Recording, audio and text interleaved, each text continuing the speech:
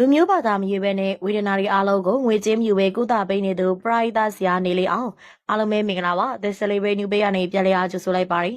မြစ်တက်လာတဲ့ဈေးနှုန်းတွေကြောင့်ယောဂဝေဒနာခက်စားနေရတဲ့သူတွေဟာ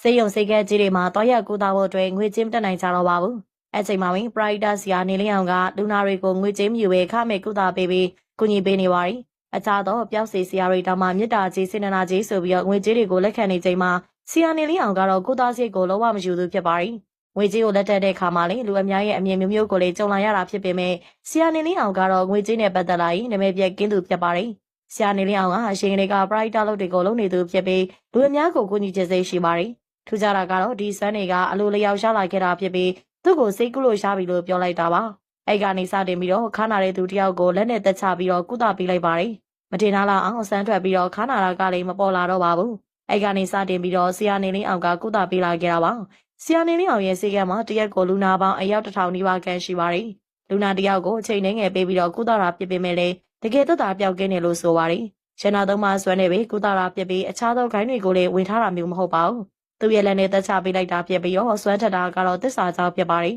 ။တီလာလုံအောင်စာထိန်တဲ့ပြေဝေဒနာတွေကိုပျောက်ကင်းစေခြင်းနဲ့စေတနာကြောင့်ပဲဆရာနေလေးအောင်ထဲမှာလာကုသတဲ့သူတွေသက်သာသွားလိမ့်ရှိပါတယ်။အသက်ယောဂအသေးစီဘုံယောဂတွေပြေအကျောညက်ခါနာဒုနာဝေဒနာတွေကိုလည်းစက္ကပ်ပိုင်းတွင်မှာပျောက်ကင်းအောင်ကုသပေးနိုင်ပါတယ်။သူရဲ့စေကန်းကိုသူထူးဆန်တို့တောင်မှလာရောက်ကုသမှုခံယူဖို့ပြီးတကယ်ပျောက်ကင်းကြောင်းကိုအညွှန်းပေးကြပါတယ်။မြန်မာနိုင်ငံဝိုင်းကဝေဒနာခံစားနေရသူတွေကဆရာနေလင်းအောင်ထံအောက်ကိုတကြီးနဲ့ရောက်လာခဲ့ကြပါတယ်။စီရင်ချမ်းသာမရွေးလူမျိုးဘာသာမရွေးကိုလည်းမခွဲခြားပဲကုသပေးသလိုတိလရှိဆရာလေးနဲ့တန်ဃာတော်တွေကိုလည်းကုသပေးနေတာပါ။လက်နဲ့တက်ချလိုက်တဲ့ဆွဲရှိတာကြောင့်ဆရာနေလင်းအောင်ကိုလိမ့်လေပြီးတော့ကုသနေရလို့ထင်နေသူတွေလည်းရှိပါတယ်။တကယ်တော့ဆရာနေလင်းအောင်ကလိန်လေရအောင်ငွေကြီးကိုလည်းတပြားတစ်ချက်မှယူထားတာမရှိပဲသူ့ရဲ့ဆန်းတဲ့ဝိညာဉ်ရှင်တွေကိုကဲတင်ပေးနေတာဖြစ်ပါတယ်။မြန်မာနိုင်ငံမှာဆရာထုခဲ့ကျော်ပြေခုဆိုရင်တော့ပရိုက်တာပြေစေကုသပေးသူတွေလည်းပေါ်ပေါက်လာခဲ့ပါတယ်။လက်ရှိမှာတော့မြန်မာနိုင်ငံမှာယောဂကုသပေးသူတွေတယောက်ပြီးတယောက်ရှိလာခဲ့ပြီးတော့ယောဂဝိညာဉ်ခံစားနေရသူတွေကနေရာစုံကိုသွားပြကြပါတယ်။ငွေကုန်ပြီးတော့ကြိုးရှိမလာတဲ့သူတွေ